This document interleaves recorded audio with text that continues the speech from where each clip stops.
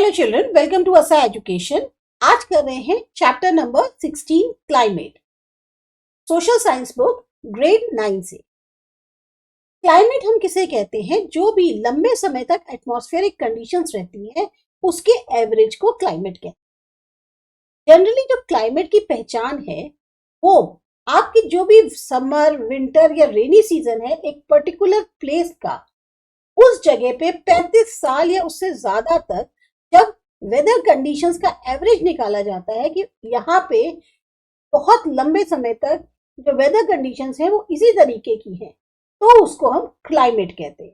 Short में कहा जाए तो बहुत ही लंबे टर्म की जो एटमॉस्फेरिक कंडीशंस हैं उनके एवरेज को क्लाइमेट कहा जाता है। कई बार कंफ्यूजन होता है कि वेदर और क्लाइमेट में डिफरेंस क्या है। वेदर होता है average short term conditions atmosphere का, जबकि climate long term conditions. Weather जो है दिन में कई बार बदल सकता है। अब ये जो चेंज आता है वेदर कंडीशंस में, ये डिपेंड करता है एयर के टेम्परेचर पे, एयर के प्रेशर पे, ह्यूमिडिटी नमी पे, रेन पे, फॉग यानी कोहरे पे, या कितने मात्रा में बादल हैं उस पे। वेदर जो है हमारी डेली एग्रीकल्चर एक्टिविटीज पर भी असर डालता है।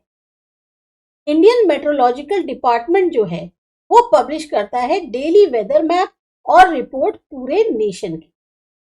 क्लाइमेटिक कंडीशंस जो है हमारे यहाँ वो बहुत ही ज्यादा डाइवर्स है, क्योंकि हमारी कंट्री में ही इतनी ज्यादा डाइवर्सिटी है कि यहाँ की जो क्लाइमेटिक कंडीशंस है उनकी कैरेक्टरिस्टिक्स में भी बहुत ज्यादा और उनमें खुद में भी बहुत ज्यादा चेंज देखने को मिलता है, वेरिएशन देखने को मिलता है।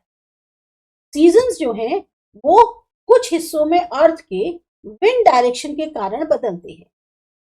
तो वो विंड्स जो अपने डायरेक्शन को चेंज करती हैं सीजन के अकॉर्डिंग, उसको कहते हैं मॉनसून विंड्स।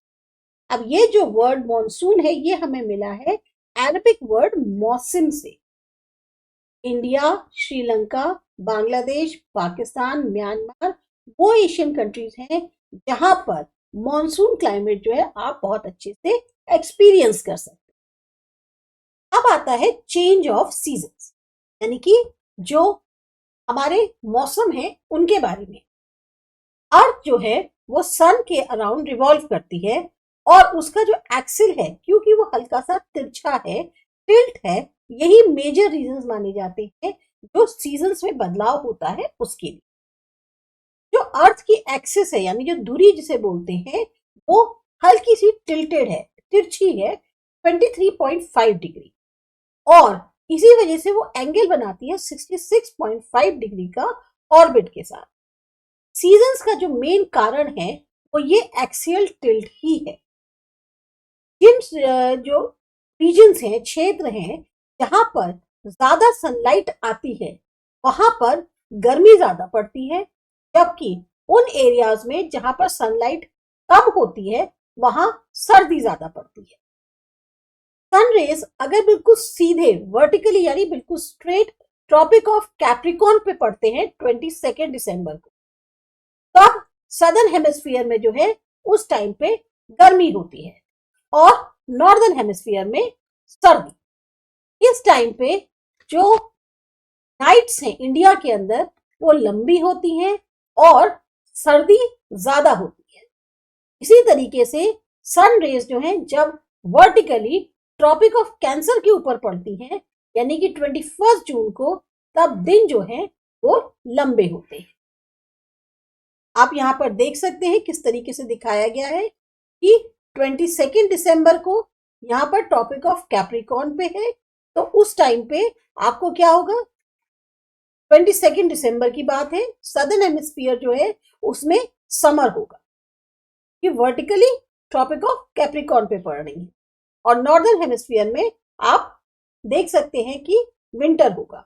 वहीं नाइट्स जो है इंडिया में लॉन्गर होंगी, कोल्डर होगा विंटर में। सेम रे अगर सन रेज जो है वर्टिकली पड़ रही है ट्रॉपिक ऑफ कैंसर के ऊपर 21 जून को, तब यहां पर दिन लंबे होंगे।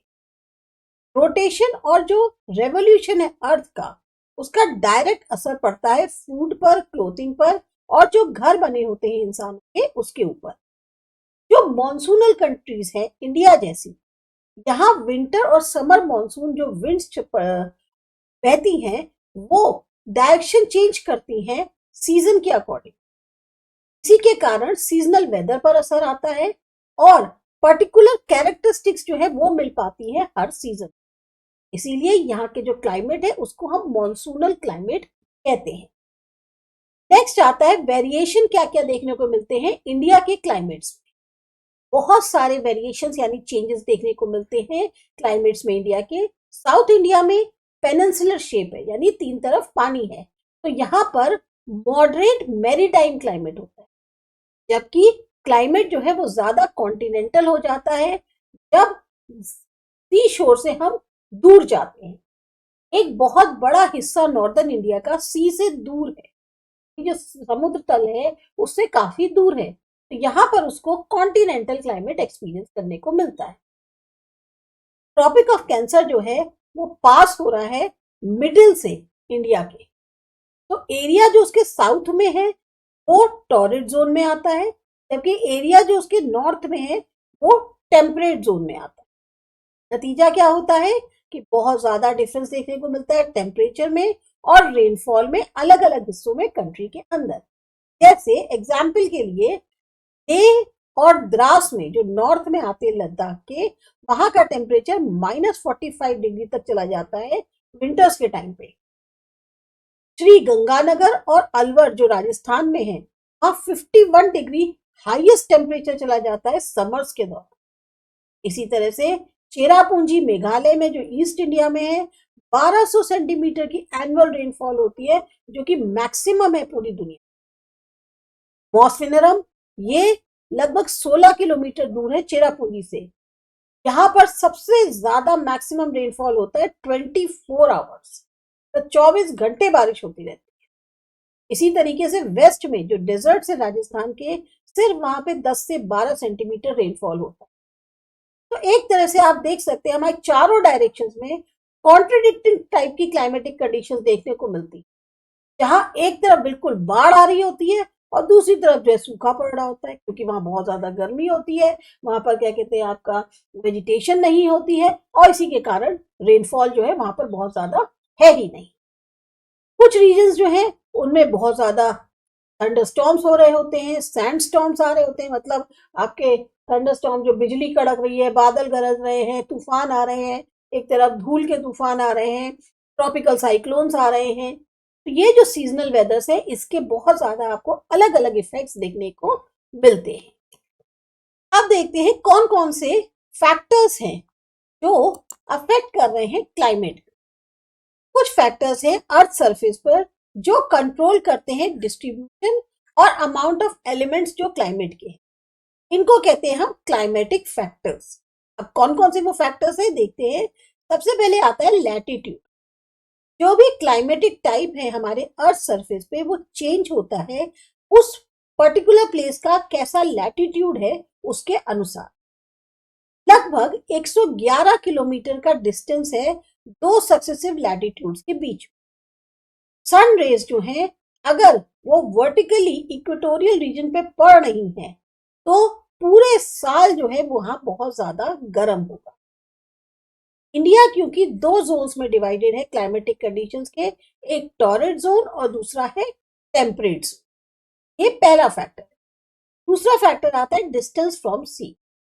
जो डिस्टेंस है लैंड मास का सी से, ये एक और बहुत इंपॉर्टेंट फैक्टर है क्लाइमेट को जो असर करता है। वाटर और लैंड इनकी अलग अलग कैपेसिटी होती है एब्जॉर्ब करने की और रिलीज करने की। जो सोलर हीट है, सन की जो हीट पड़ रही है उसको एब्जॉर्ब करना और उसको रिलीज करने का वाटर और लैंड का अलग अलग कैपेसिटी है। नतीजा क्या होता है कि जो कोस्टल एरियाज हैं, रीजन्स हैं, वहां टेम्परेट क्लाइमेट होता है, जबकि क्लाइमेट कॉन्टिनेंटल बन जाता है इंटीरियर प्लेसेस में जो कि सी कोस्ट से दूर होती है। अब मुंबई का क्लाइमेट आता है टेम्परेट में क्योंकि वो बिल्कुल सी कोस्ट के पास है। वहीं पे जो नागपुर या दिल्ली का क्लाइमेट है वो कहाँ आता है, वो है कॉन्टिनेंटल क्योंकि वो सी से बहुत दूर है। नेक्स्ट आता है altitude from the sea level. Altitude यानी हाइट। अब जैसे जैसे हम हायर जाते हैं एटमॉस्फेयर में सी लेवल से, तो एयर प्रेशर और एयर टेम्परेचर कम होने लगता है। तो इस वजह से जो हायर रिलीफ से, यानी जो काफी पहाड़ी इलाके हैं, वहां पर रेन ज्यादा होती है। हाई एल्टीट्यूड्स होने के कारण हिमालयन पीक्स जो है हमेशा स्नो से कवर्ड रहती हैं पूरे साल। जो नमी वाली हवा होती है वो ठंडी होती है, और जब वो ऊपर की तरफ उठती है, तो जिस एयर में ह्यूमिडिटी होती है, मॉइस्ट होती है, वो ठंडी होती है और उसी के कारण बारिश होती है। जब ऊंची हाइट पर जाते हैं माउंटेन्स के में, मेघालय के अंदर, वहां रेनफॉल बढ़ जाती है। जनरल में कहा जाए, एयर टेम्परेचर डिक्रीज होता है 1 डिग्री सेंटीग्रेड हर एक्सेंट पे 165 मीटर्स के, या 6.5 डिग्री सेंटीग्रेड होता है हर 1000 मीटर एक्सेंट के सरफेस ऑफ द अर्थ पे, जैसे जैसे हम ऊंचे जाते जाते। एटमॉस्फेरिक प्रेशर और विंड्स क्या होती हैं? इंडिया जो है वो नॉर्थ ईस्ट ट्रेड विंड्स के रास्ते में पड़ता है। ये जो विंड्स हैं ओरिजिनेट होती हैं ट्रॉपिकल हाई प्रेशर बेल्ट के कारण, जो कि नॉर्दर्न हेमिस्फीयर में होते हैं। ये विंड्स फिर डिफ्लेक्ट कर जाती हैं कोरियोलिसिस फोर्स के कारण और इक्वेटर की तरफ बहने लगती है। पास्ट में ये जो विंड्स हैं, ये इनका इस्तेमाल किया जाता था जब महासागर के रास्ते ट्रेडिंग होती थी, तभी इसी वजह से इन विंड्स को ट्रेड विंड्स कहते हैं। जैसे जैसे ये विंड्स जो हैं लैंड मास के ऊपर ब्लो करती हैं, इनमें जो है मॉइस्चर कम होता है। इंडियन ओशन क्योंकि साउथ में आता है इंडिया के, अरेबियन सीज वेस्ट में आता है और बे ऑफ बंगाल ईस्ट में आता है। अब इतना बड़ा वाटर मास है, इसी के कारण जो विंड्स इसके ऊपर से गुजरती हैं वो नमी एब्सॉर्ब करती हैं और उसके कारण इंडिया में बारिश होती है। विंटर के टाइम पे हाई प्रेशर डेवलप हो जाता है नॉर्थ में हिमालय से।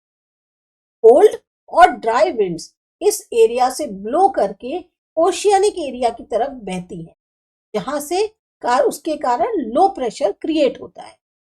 समर के टाइम पे लो प्रेशर डेवलप होता है क्योंकि टेम्परेचर बहुत हाई है सेंट्रल एशिया के ऊपर और इंडियन लैंड मास में। इस समय हाई प्रेशर जो है वो होता है इंडियन ओशन के ऊपर साउथ में, तो विंड्स जो हैं वो हाई प्रेशर से बहकर इंडियन ओशन से लो प्रेशर की तरफ जाती हैं नॉर्थ इंडिया में। इसीलिए इन विंड्स को साउथ वेस्ट मॉनसून विंड्स कहते हैं। इनमें नमी भी होती है और ये बारिश लाती है इंडिया के अंदर।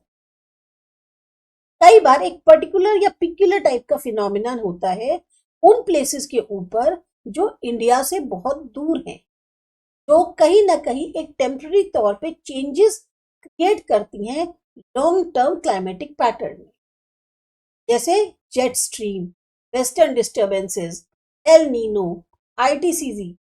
ये सब जो है इंडियन वेदर पे बहुत ज्यादा असर डालते हैं। मॉनसून कैरेक्टरिस्टिक्स जो क्लाइमेट की हैं, पर उन पर जो है इंडिया के अंदर इनका कोई भी प्रभाव नहीं पड़ता है। फिर आता है सीजन्स ऑफ इंडिया, ये करते हैं अगले वीडियो।